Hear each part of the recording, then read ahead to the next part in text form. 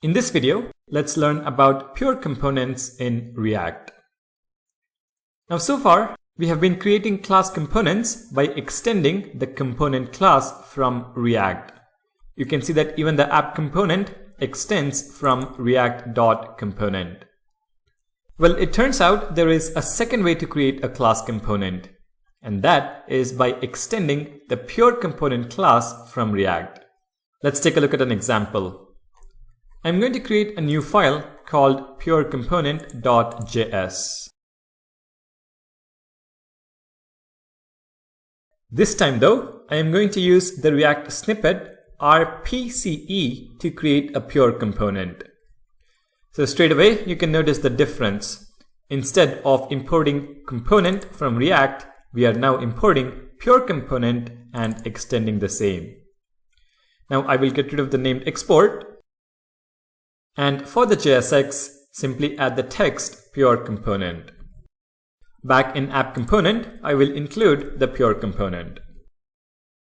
If you now save the file and take a look at the browser, you should be able to see the text pure component. Nothing new or different when compared to the regular component class.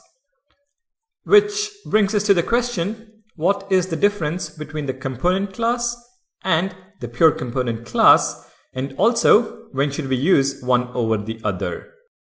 I want to help you understand the answer to that question by walking you through a simple demo that involves both the classes. For this demo, I need a regular component, a pure component, and a containing parent component that is capable of changing its state.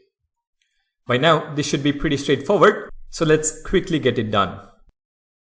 We already have a pure component, so let's create a regular component. New file called regularComponent.js, and within the file, use the React snippet RCE to create a class component. I will get rid of the named export, and for the JSX, add the text regular component.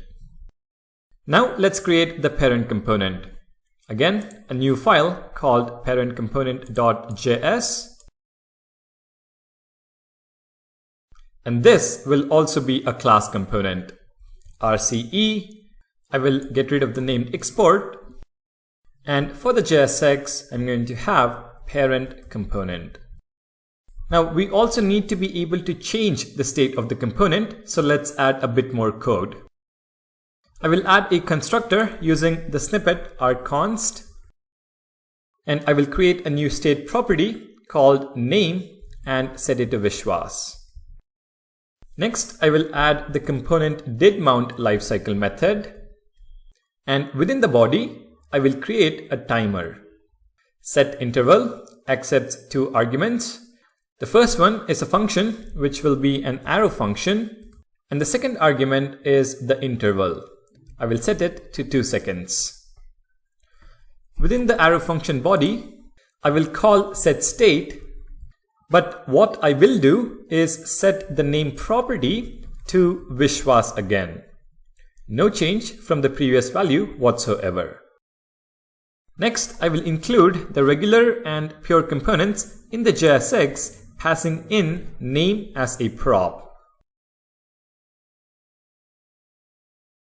Regular component, name is equal to this.state.name. Pure component, name is equal to, again, this.state.name. Now let's include this name prop in the regular and pure component. This.props.name, and again, this.props.name. Finally, in app component, let's replace pure component with parent component. If you now take a look at the browser, you should be able to see the expected output. Parent component, regular component Vishwas, and pure component Vishwas.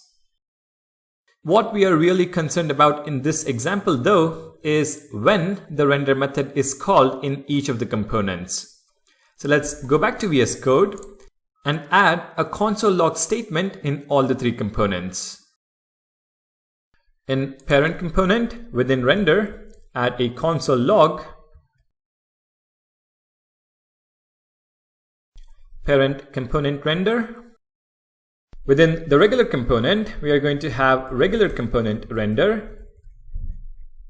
And similarly, within the pure component, pure component render. Let's head back to the browser and take a look at the console.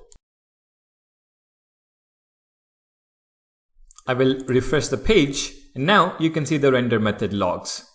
Initially, we have parent render, regular component render, and pure component render. But after that, every 2 seconds, the setState method is called, which will re-render the parent component. And if the parent component re-renders, the child components will also re-render, unless of course you return false from shouldComponentUpdate. So you should see the render method from both regular and pure components being logged. However, we see that it is not the case. Every 2 seconds, parent and the regular component are re-rendered, but the pure component is never re-rendered. This is the difference between the regular component class and the pure component class. A regular component does not implement the shouldComponentUpdate method. It always returns true by default. A pure component, on the other hand, implements shouldComponentUpdate with a shallow prop and state comparison. Now, what exactly is shallow props and state comparison? Let's take a look. We can study about shallow comparison with respect to primitive and complex types.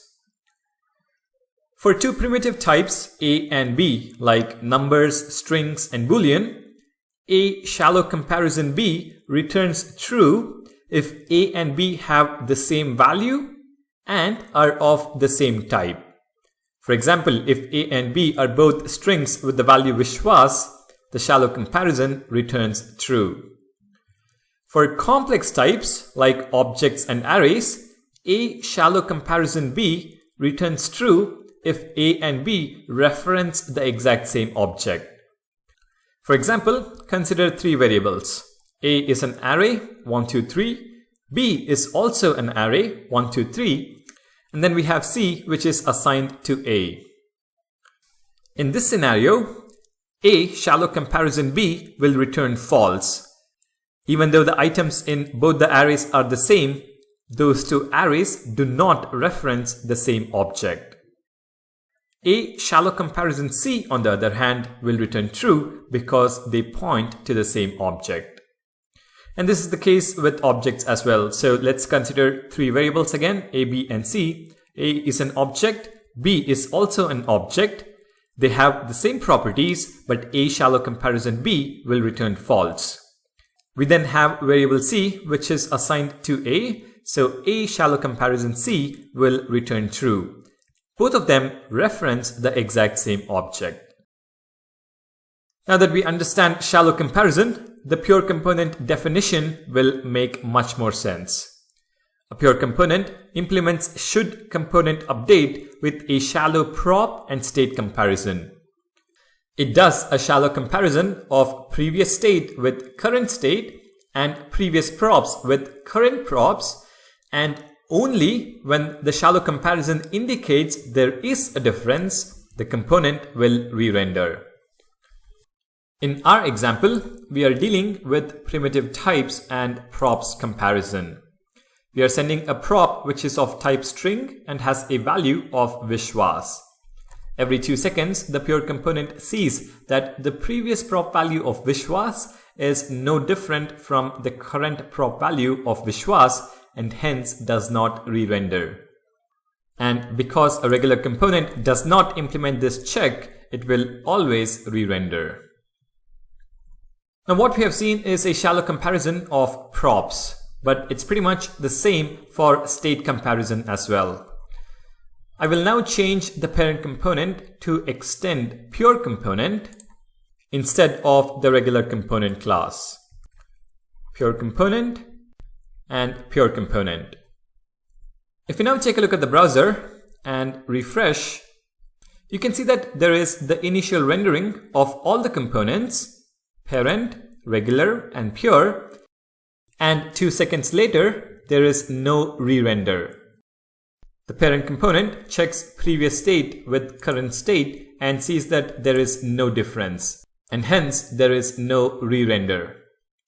But what you should keep in mind is that if the parent doesn't re-render, the children also will never re-render.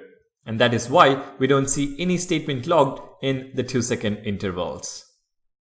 So we can answer the question, why to use pure components. Pure components, by preventing unnecessary renders, can give you a performance boost in certain scenarios. For example, let's say you're rendering a list of 50 items.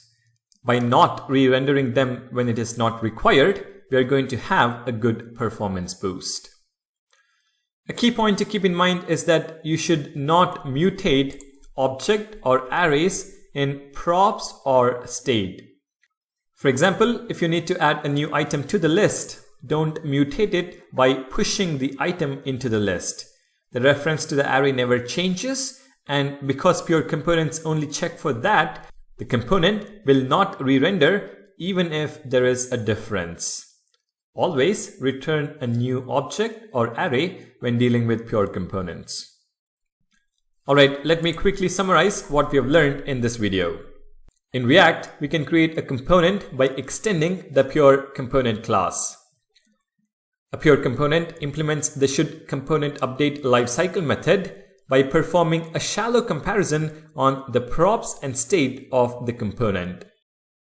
If there is no difference, the component is not re-rendered, thereby providing a performance boost. When you create a pure component, it is a good idea to ensure that all the children components are also pure to avoid unexpected behavior. Finally, when you're using pure components, never mutate the state. Always return a new object that reflects the new state.